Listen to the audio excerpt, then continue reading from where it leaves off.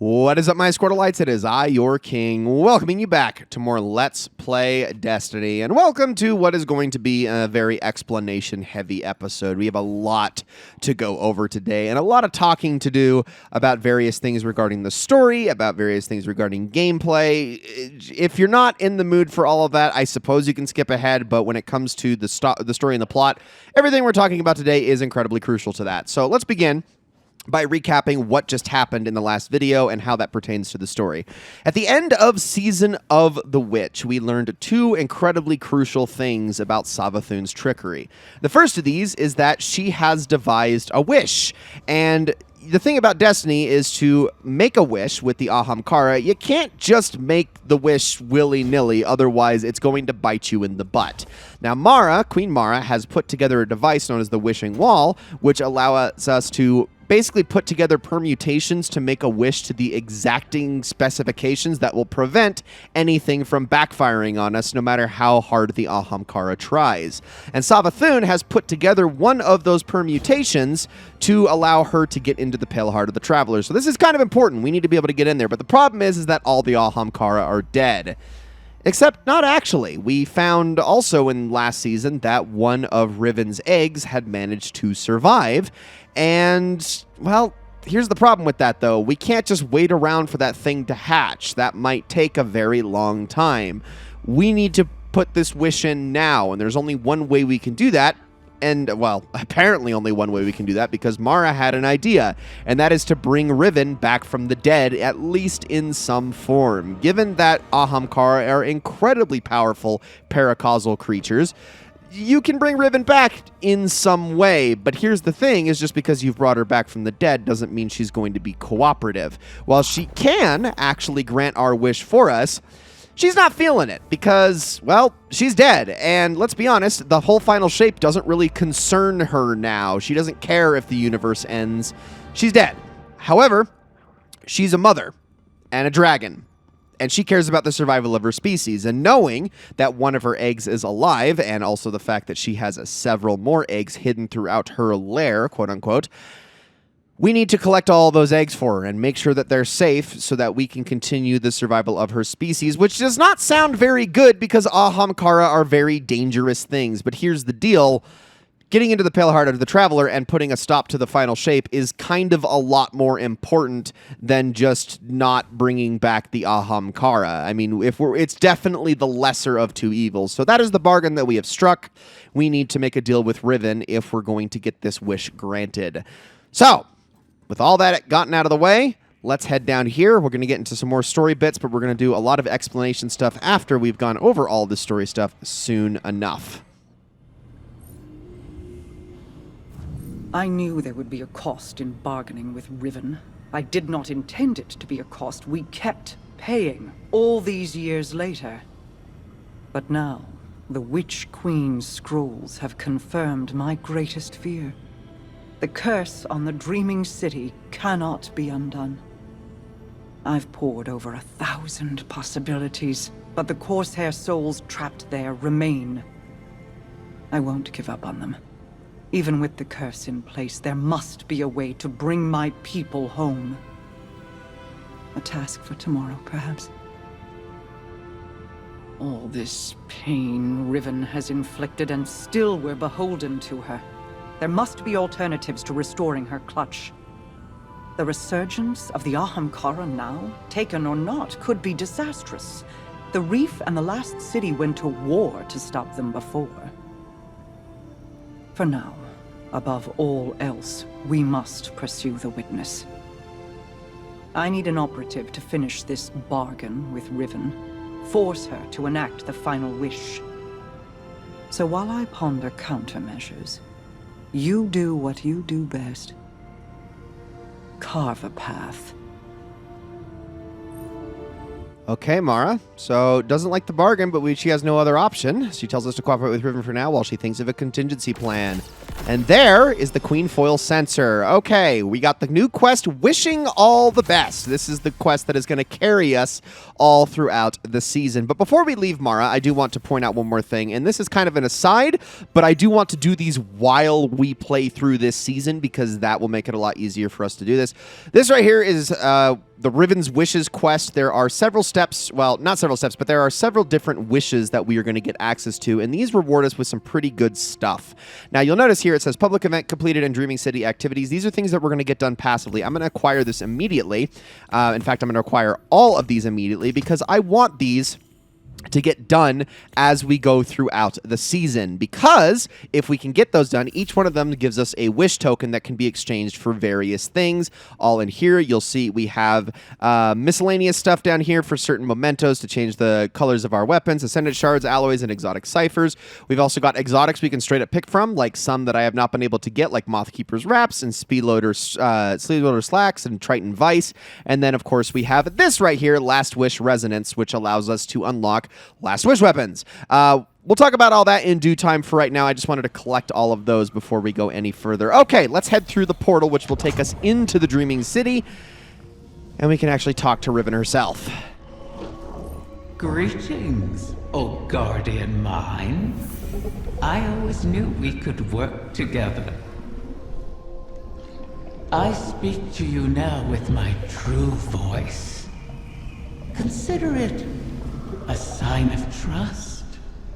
The need for deceit has passed.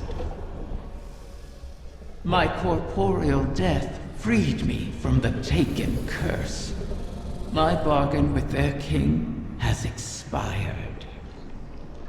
These Techeuns strain themselves to conjure my essence. They cannot do so forever. Savathun's wish will be the last I grant. Mara has made clear the terms of our agreement. Retrieve my last clutch of uncorrupted eggs, and I will uphold my end of the bargain. Obviously, I cannot gather the eggs myself. Instead, I will guide you to them through the holes of my former lair. And beware, Guardian. You may find it a place most unwelcoming. Okay, wishing all the best. Let's grab it. All right, so first thing we need to do is search for Riven's eggs in Riven's lair. It says Riven's lair completed. We can go into the director really quickly and take a look at this thing. So you can see we have this right here, which is Arena.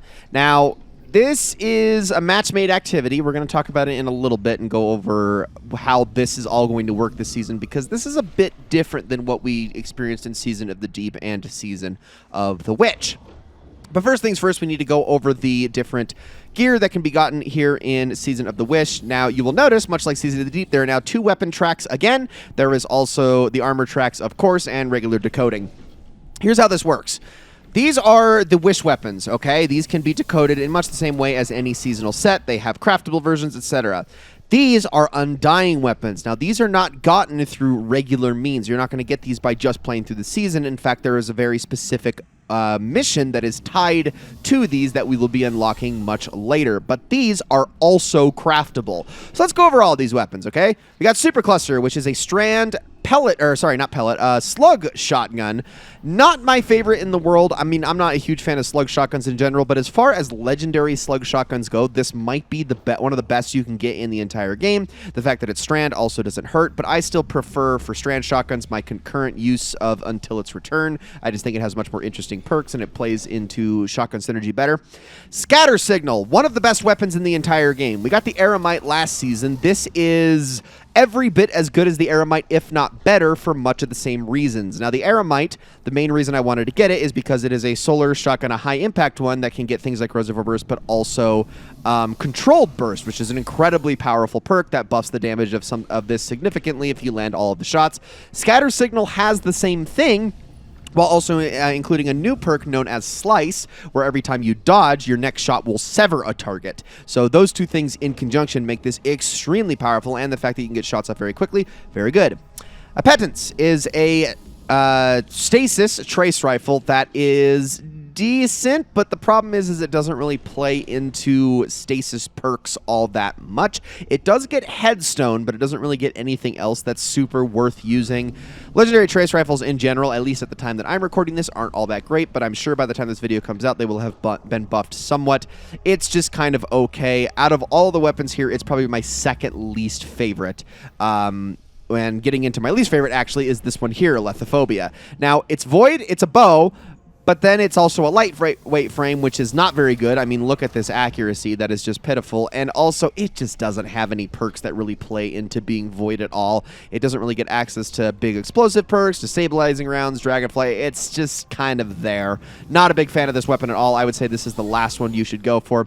Scalar potential. This is a pretty decent rapid-fire frame. Now, don't be fooled by its stats. All rapid-fire frames tend to have really bad stats at base, but this thing is actually a lot better than its stats say.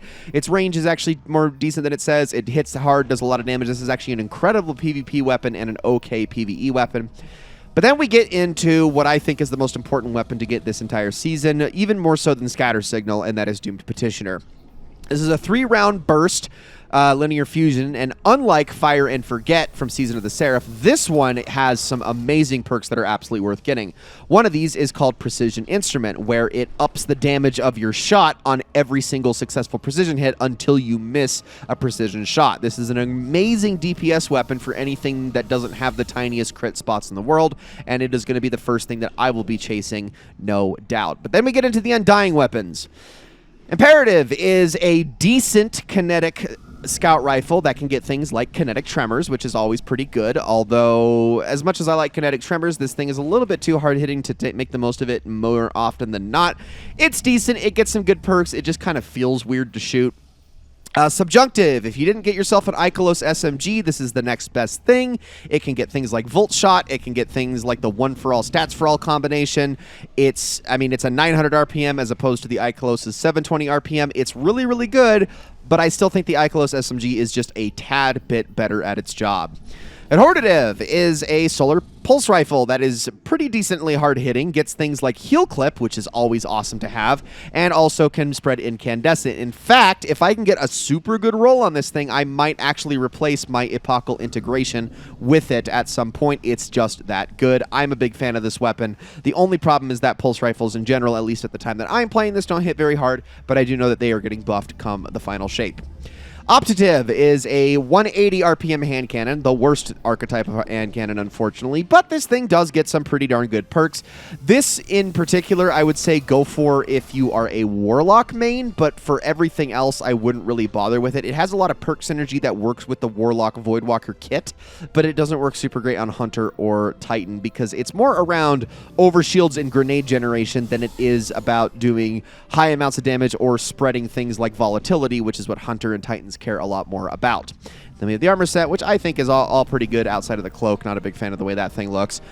That's a lot of explanation, but guess what? We are not done. It is time for us to go over our build just a bit more in depth so you can understand how this is going to work, and this is incredibly important because I'm going to need this build to carry me through some incredibly difficult activities throughout this season. Multiple times, in fact, because we got a really difficult match-made activity this season. We got a really difficult exotic mission coming this season, and at some point, I'm going to have to solo my way through the Prophecy Dungeon on this account, which, if you remember, all the way back when I did that on my main account, which is much more well-equipped.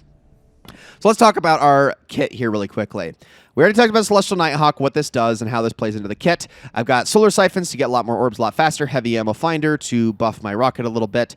I've got faster reloads on my hand cannon, which is always nice, even if it does have Keep Away. And then Impact Induction, which the more times I get melee damage, the more grenade cooldown I get. And also, this is good because with Knife Trick, every time I get a kill with this thing, I just get my melee back, which allows me to throw these things like crazy. Although I can't spam them because there is a slight internal cooldown on the melee regeneration after a kill. So I have to kill something, wait a couple seconds, then kill another thing. But every time I do that, I am getting my healing grenade back faster.